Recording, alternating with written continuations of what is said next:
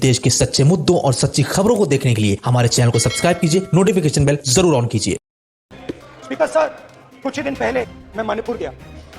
हमारे प्रधानमंत्री नहीं गए, आज तक नहीं गए, क्योंकि उनके लिए मणिपुर हिंदुस्तान नहीं है। मैंने मणिपुर शब्द प्रयोग किया, मगर आज की सच्चाई यह है कि मणिपुर नहीं बचा है। मणिपुर को आपने दो भाग में कर दिया है, मणिपुर को आपने बांट दिया है, तोड़ दिया है। मैं मणिपुर में रिलीफ कैंप्स में गया, रिलीफ कैंप में आज जा रहा हूं। मणिपुर में रिलीफ कैंप में मैंने महिलाओं से बात की। मैं मणिपुर गया और मणिपुर के कैंप्स में महिलाओं से बात की, बच्चों से बात की, जो हमारे प्रधानमंत्री जी ने आज तक नहीं किया।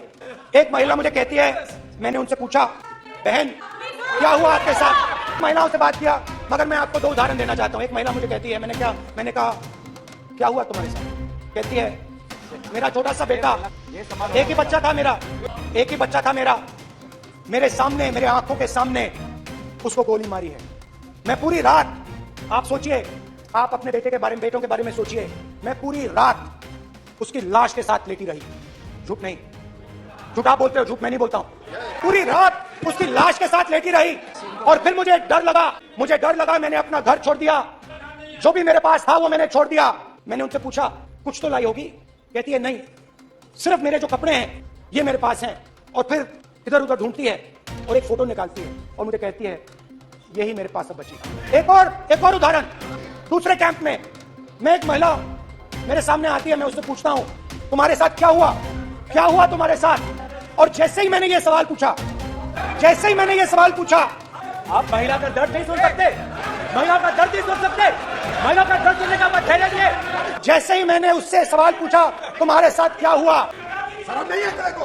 वैसे ही एक सेकंड में वो कांपने लगी। उसने अपने दिमाग में वो दृश्य देखा और वो बेहोश हो गई, मेरे सामने कांपती हुई बेहोश हो गई। तो ये मैंने आपको सिर्फ दो उदाहरण दिए हैं। स्पीकर सर, इन्होंने मणिपुर में हिंदुस्तान की हत्या की है, सिर्फ मणिपुर की नहीं, हिंदुस्तान की हत्या की है। इनकी राजनीति ने मणिपुर को नहीं, हिंदुस्तान को मणिपुर में मारा है, हिंदुस्तान को कत्ल किया है, हिंदुस्तान का मर्डर किया है मणिपुर। जैसे मैंने भाषण के शुरुआत में बोला, भारत एक आवाज है, भारत हमारी जनता की आवाज है, दिल की आवाज है। उस आवाज की हत्या आपने मणिपुर में की। इसका मतलब भारत माता की हत्या आपने मणिपुर में की। भारत माता को आपने मणिपुर के लोगों को मारकर भारत की हत्या की है।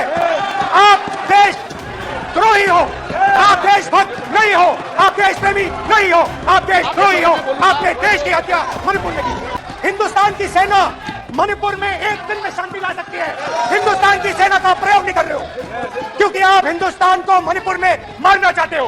तो अगर नरेंद्र मोदी जी हिंदुस्तान की आवाज नहीं सुनते हैं, अगर हिंदुस्तान के दिल की आवाज नहीं सुनते हैं, तो किसकी आवाज सुनते हैं? दो लोगों की आवाज सुनते हैं, इसकी आवाज सुनते हैं, इसकी आवाज सुनते हैं, और इसलिए सुनते हैं। देख लीजिए, अदानी जी के लिए मोदी जी ने क्या काम किया है। रावण दो लोगों की सुनता था, मेघनाथ और कुंभकर्ण। वैसे ही नरेंद्र मोदी दो लोगों की सुनते हैं, अमित शाह और अदानी। लंका को हनुमान ने नहीं जलाया था, लंका को रावण के अहंकार ने जलाया था। संयमित बोले, आप इस सदन में आप तरीके से बोलिए। राम ने रावण को नहीं मारा था, रावण के अहंकार ने रावण को मारा था।